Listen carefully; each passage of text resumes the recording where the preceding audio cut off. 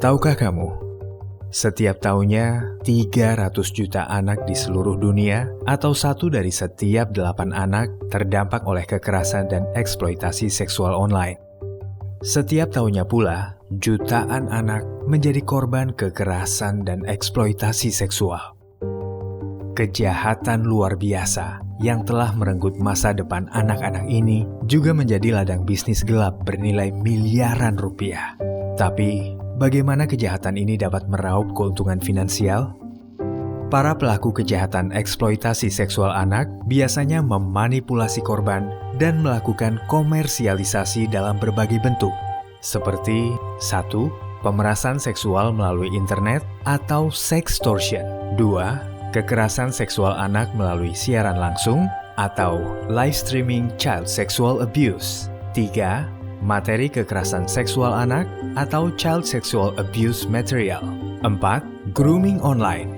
5. Eksploitasi seksual anak dalam konteks pariwisata atau sexual exploitation of children in travel and tourism.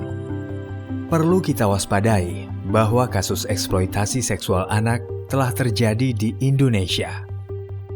Pada tahun 2021, seorang pelaku eksploitasi seksual anak menargetkan anak yang kurang mampu untuk memproduksi konten eksploitasi seks anak dengan imbalan sejumlah uang. Lalu, konten tersebut dijual ke berbagai belahan dunia.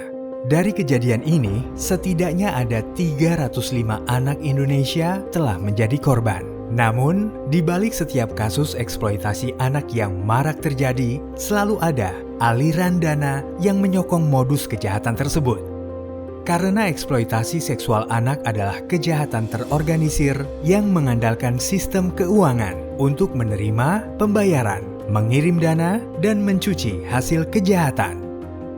Tapi, jika kita bisa mengikuti aliran dana transaksi ilegal tersebut, perlahan kita telah membuka jalan menuju para pelaku. Terdapat beberapa indikator untuk mendeteksi modus penyembunyian dan penyamaran hasil kejahatan ini. Di antaranya, kita dapat mencurigai melalui: pertama, nominal transaksi cenderung rendah, namun berfrekuensi tinggi. Kedua, transaksi dilakukan saat larut malam atau dini hari. Ketiga, fasilitator juga dapat menerima transaksi pembayaran dari beberapa pelaku atau konsumen pada saat yang bersamaan. Keempat, fasilitator juga menerima pembayaran dalam bentuk mata uang digital atau aset virtual atau aset kripto.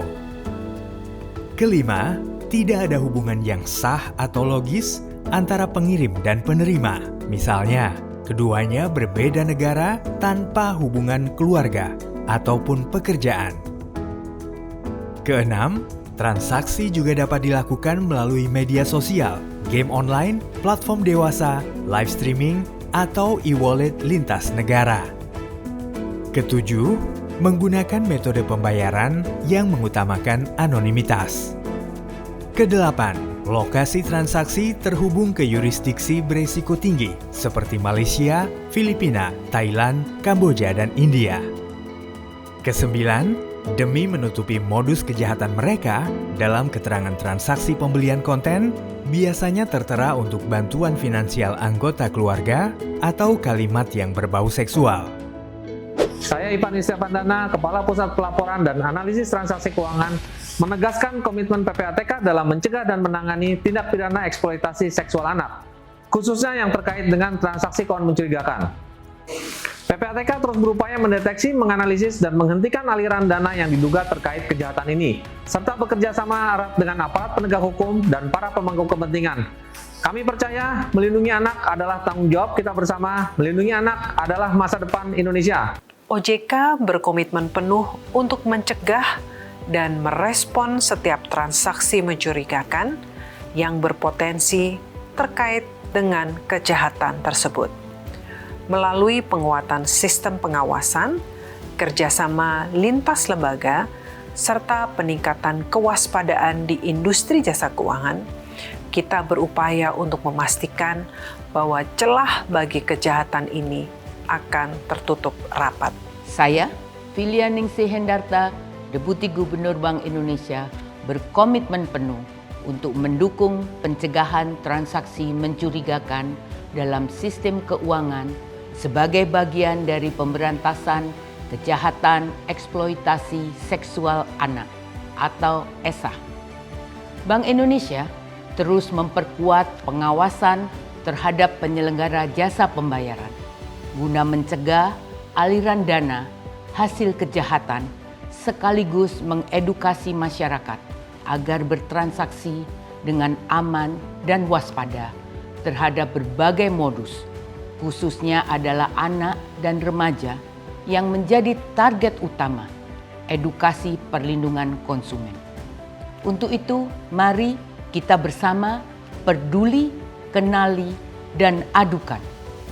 Direktorat Tindak Pidana Perlindungan Perempuan dan Anak serta Pemberantasan Perdagangan Orang Baris Krim Polri berkomitmen penuh dalam mencegah dan merespon setiap bentuk transaksi mencurigakan yang terkait dengan eksploitasi seksual anak.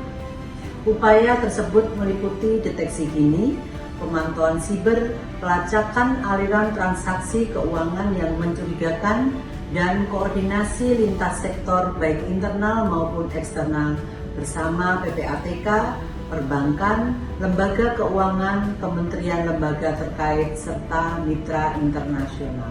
Dan Polri akan terus berdiri di garda terdepan untuk memastikan bahwa setiap anak Indonesia terlindungi dari segala bentuk kekerasan dan kejahatan seksual baik di dunia nyata maupun di ruang digital. Setiap transaksi mencurigakan yang kita deteksi, setiap aliran dana yang kita hentikan adalah salah satu langkah menyelamatkan masa depan anak.